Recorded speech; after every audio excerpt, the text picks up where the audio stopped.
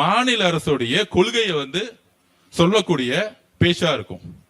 54 பேஜ்ல மாநில அரசுடைய கொள்கையில சொல்லுவோம். நாங்கள் நீட்டை எதுக்குறோம், இருமொழி கொள்கையை பத்தி பேசுறோம், முக்கியமான கொள்கைகளை பத்தி பேசுவோம்.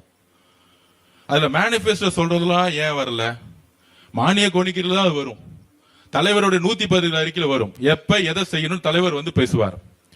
அப்ப அதுக்கு பதில் கொடுக்கக்கூடிய இடத்துல யார் இருக்கா? அடுத்தது ஆளுநர் பேசி முடிச்ச உடனே அந்தந்த அடுத்த கட்சி தலைவர்கள் பேசுவாங்க. எல்லா கட்சி தலைவர்களும் பேசுவாங்க. அந்த கட்சி தலைவர்கள் பேசும்போது ஏதாவது தவறான ஒரு பாலிசியை பத்தி பேசினாலோ இல்ல எங்க கட்சி தலைமையை பத்தி பேசினாலோ உடனடியாக அமைச்சரா இருக்கவங்க நாங்க பதில் சொல்லுவோம். நாங்க பேச வேண்டிய அவசியமே கிடையாது. டெக்னிக்கலி அந்தந்த கட்சி தலைவர்கள் கவர்னருடைய உரைக்கு பதில் சொல்லுவாங்க. அவங்க கரெக்டா பேசி முடிச்சிட்டாங்கன்னா யாரும் பேச போறது இல்ல. அப்ப கவர்னர் உரைக்கு பதில் கொடுக்கும் பொழுது திமுக காரங்க எங்களுடைய தலைவரையும் எங்களுடைய கொள்கையும் கேள்வி கேட்கிற மாதிரி போனா எந்திரிச்சு நாங்க பதில் சொல்றோம். எது உண்மைன்னு நாங்க பதில் சொல்றோம். அது அவை குறிப்புல இடம்பெறுது. இது பேசி முடிச்சோடனே யாரு பேச போறா? எதிர்கட்சி தலைவர் பேசுவார்.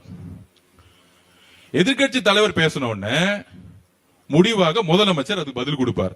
இதுதானே நடைமுறை. ஆனா வெளியே ஊடகத்துல போய் சட்டமன்ற உறுப்பினர்கள் என்ன பேசுறாங்க? இன்னும் ஒரு 100 வாடகை வாய்கள் டிவில உட்கார்ந்துட்டு இருப்பாங்களே, இன்னும் திமுக ஆட்சியில் இருக்குன்னு நினைச்சிட்டு இருக்காங்க. சட்டசபையில முதலமைச்சர் பேச மாட்டேங்கிறாரு. எனக்கு புரியல. மேகதாது அணைக்கு எதிராக தீர்மானம் கொண்டு முதலில் பேசியது எங்களுடைய தலைவர் பேசினாரு. அதுக்கப்புறம் எதிர்கட்சி தலைவரா இருக்கும் பொழுது ஒரு பாயிண்ட சேர்க்க சொன்னாரு. அதையும் உடனடியாக சட்டசபையில் எந்திரிச்சு சேர்த்துட்டேன்னு சொன்னார். எதிர்கட்சி தலைவர்களுடைய கோரிக்கை கூட உடனே நிறைவேற்றினார் எங்க தலைவர். அப்ப இவங்க எல்லாம் பேசி முடிச்ச உடனே ஃபைனல் டேல பேச போறார். இத புரியாம நேத்து அவர் வாயே திறக்க மாட்டேங்கிறாரு சட்டசபை.